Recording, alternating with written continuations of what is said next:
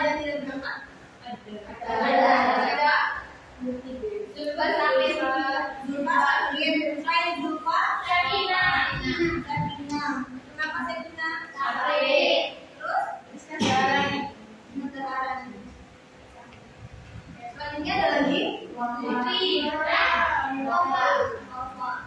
Sebenarnya berangkat ya?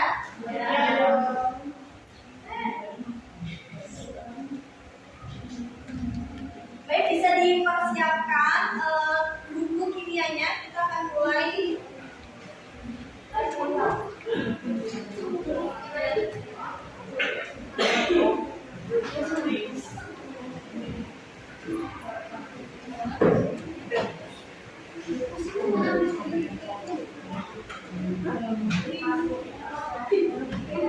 Sudah siap belajar ya? Siap. Ya, baik. Sebelum praktikum dimulai, akan saya jelaskan terlebih dahulu beberapa prasyarat materi yang harus kalian ketahui ya. Dari judulnya kita mempelajari tentang larutan elektrolit dan non-elektrolit. Nah, kali ini kompetensi dasar yang harus kita penuhi itu ada dua kompetensi. Yang pertama, nanti peserta didik mampu menganalisis sifat larutan berdasarkan daya listriknya, dan yang kedua bisa membedakan daya lingkungan listrik sebagai larutan melalui pelaksanaan percobaan atau prototipe sederhana yang nanti akan kita laksanakan. Kemudian ada beberapa gambar yang akan saya sampaikan kepada kalian. Yang pertama itu, ada yang pernah lihat peristiwa seperti ini? Merugikan kan? Saya pernah lihat nggak ada poster larangan menangkap ikan dengan cara setrum? Ya. Kira-kira kalian pernah penasaran nggak kok bisa ikan di sekitar air yang ada terkena cara setrumnya kok bisa mati, sedangkan ikannya itu nggak langsung terkena alat? Nah, ada yang bisa menjawab pertanyaan tersebut? Kenapa ikan bisa mati padahal dia itu nggak langsung terkena alat setrum? Saya Bu. Oke, coba ya Laila, kenapa? Karena mungkin ada larutan yang jenisnya bisa menghantarkan listrik, jadinya si ikan bisa terkena sengatan listrik walaupun tidak langsung terkena alat sengat listrik. Oke, baik, bisa ditampung ya, betul juga karena beberapa larutan itu mempunyai sifatnya masing-masing, dan salah satunya adalah larutan yang bisa menghantarkan listrik, sehingga ikan itu walaupun dia nggak langsung terkena alatnya bisa kena listrik dari larutan tersebut. Gitu. Nah, ini beberapa jenis larutan yang akan kalian ketahui. Ada larutan yang pertama elektrolit dan yang kedua non-elektrolit. Nah, kata kuncinya sederhana. Kalau yang elektrolit itu adalah larutan yang bisa menghantarkan listrik dengan baik, sedangkan yang non-elektrolit itu tidak bisa menghantarkan listrik karena dari kata dasarnya itu adalah non, artinya tidak. Nah, dari dua macam larutan itu, apakah ada yang mau bertanya? Kenapa? Enggak? Kenapa elektrolit bisa menghantarkan listrik sedangkan non-elektrolit tidak bisa menghantarkan listrik? Oh, baik. Ada teman-teman yang bertanya nih, ada dua jenis larutan. Kenapa yang satu bisa menghantarkan listrik sedangkan yang lain itu tidak bisa? Nah, alasannya itu nanti akan kita temukan di percobaan. Saya kasih tahu kata kuncinya dulu ya. Jawaban sementara itu karena kalau di larutan elektrolit itu nanti si larutan itu bisa terionisasi secara sempurna. Sedangkan kalau yang non elektrolit itu tidak bisa terurai sehingga dia tidak bisa menghantarkan listrik. Seperti itu. Enggak bisa? Baik, ini ada beberapa video yang nanti kurang lebih kita akan melakukan praktiknya di video selanjutnya.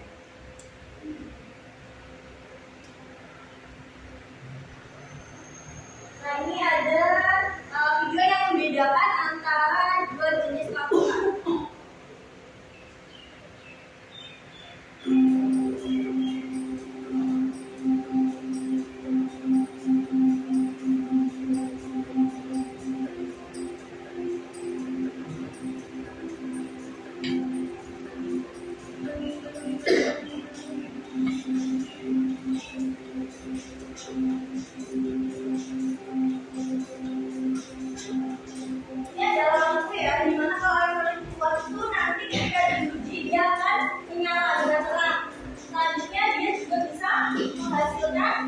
belenggu di daerah organ.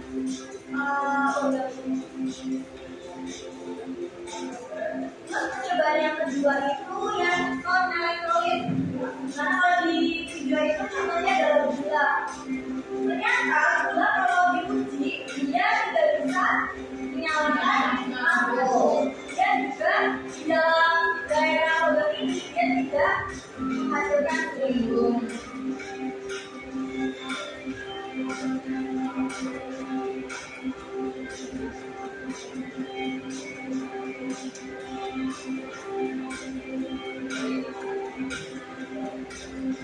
Kemudian elektrolit itu ternyata dibagi lagi sifatnya. Yang pertama adalah elektrolit yang sifatnya kuat. Kalau di kuat itu dia nyalanya jauh lebih tenang dan birunya itu lebih banyak. Terus nanti akan ada yang elektrolit lemah. Jadi bedanya apa? Bedanya kalau di elektrolit lemah itu dia sebenarnya bisa menyalakan lampu, tapi nanti lampunya itu redup. Kemudian hasil gelembungnya itu jauh lebih sedikit. Perbedaannya cuma di daya manfaatnya itu.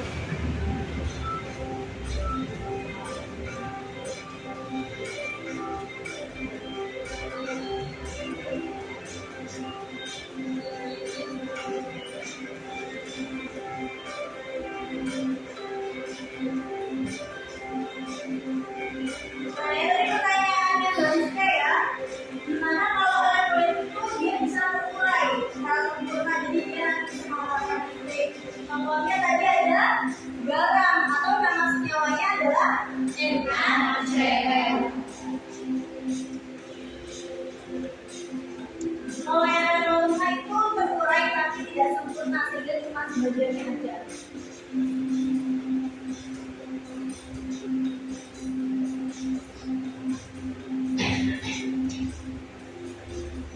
Kalau non-elektrolit artinya dia tidak bisa terurai.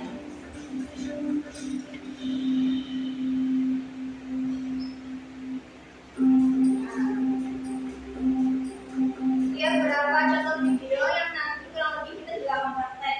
Nah, hari ini kita mau mulai praktek. Nanti tabel hasil pengamatannya ada di dalam gambar praktikum. Jadi karena praktekumnya itu kita kelompok, nanti saya akan bagi kelompoknya secara heterogen. Ya. Jadi saya secara acak kelompoknya kita hitung 1 sampai 4, nanti kembali lagi ke 1. Jadi satu kelas dibagi jadi 4 kelompok. Dimulai dari hitungannya dari 1, 2, 3, 4, 5, 1, 2, 3, 4, 1, 2, 3, 4,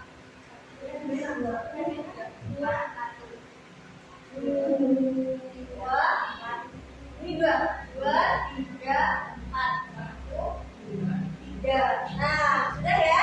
Silakan yang merasa tadi menyebutkan angka 1 bisa di sini. Kelompok 1, kelompok 2, 3, dan 4.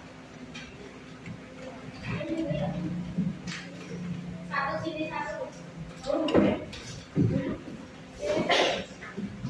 Ini 2. Iya. Di sini berapa? 4. Sana, Bu. Jadi kalau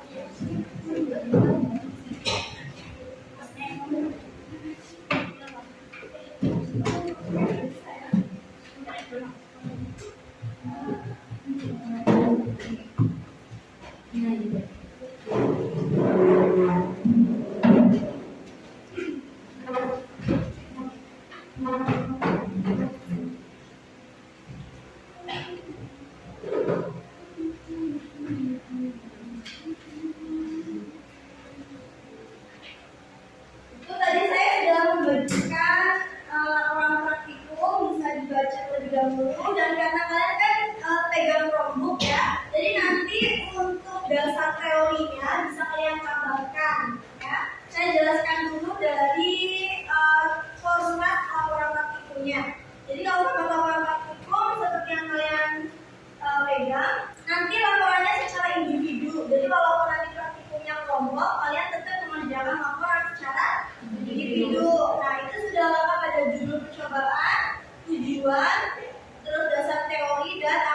menambahkan. Untuk dasar teorinya itu kan baru saya cantumkan sedikit, jadi nanti silakan ditambahkan melalui literasi yang ada di buku atau teman kalian. Begitu ya. Nah, langsung saja nanti akan saya kasih tahu prosedur cara bekerja praktikum kita. Hari ini nanti setiap satu kelompok itu mendapat satu rakitan alat uji elektrolit. Nah, alat ujinya itu kita rakit sendiri. Jadi satu kelompok satu rakitan ya. Yang kita butuhkan nanti ada kabel, ada baterai yang sudah kalian lihat di depan, kabel, baterai, ada bola lampu. Oke, ada ya, saya bagikan, ada aku, kabel, lambat, gelas, dan tisu dan lain-lain. Bisa kalian baca terlebih dahulu. Saya kasih waktu 3 menit cukup. Cukup.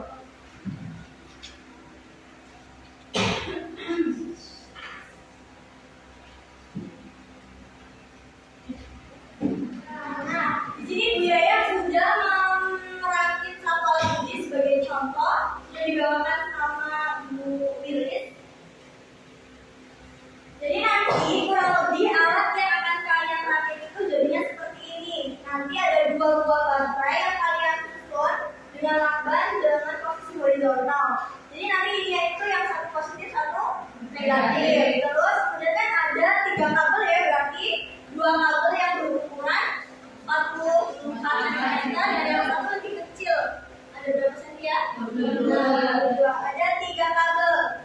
Nah, nanti setiap kabelnya, kabel pertama itu dililitkan ke paku. Satu kabel, terus satunya lagi yang panjang di tengahnya itu dililitkan dengan lampu. Nah, nanti lampunya sudah ada tempat untuk melilitkan kabel, jadi insya Allah bisa ya. Dan ujung satunya lagi juga dililitkan dengan lampu. Cara ujinya, kalau misalnya alat ini sudah bisa digunakan, kalau kedua kapunya itu ditempelkan dan menyala, berarti ini menandakan bahwa alat uji siap digunakan. Nah, jadi nanti setiap kelompok akan merakit seperti ini. Pastikan dicek dulu. Cara ngeceknya adalah tempelkan paku kalau menyala berarti sudah siap digunakan. Nah, itu untuk alat itu.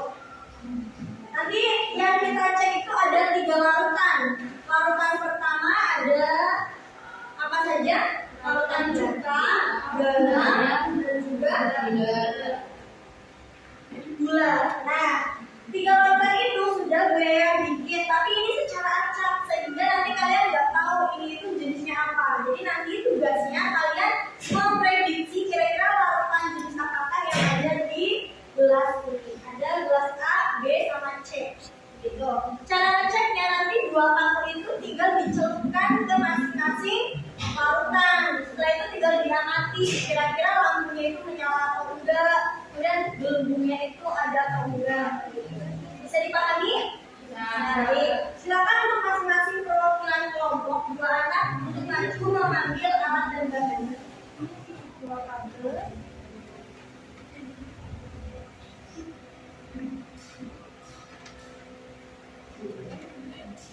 Lampunya ya, baterainya ambil 2-2.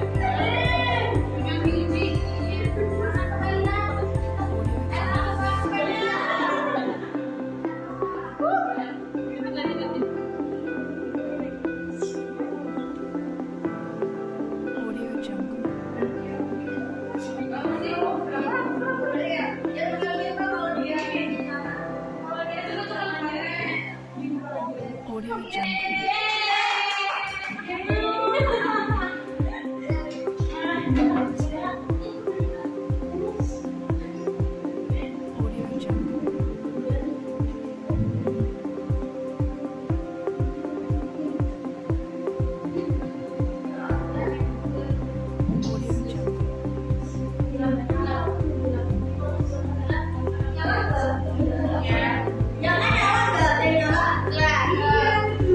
Beres. Nyala. Ada yang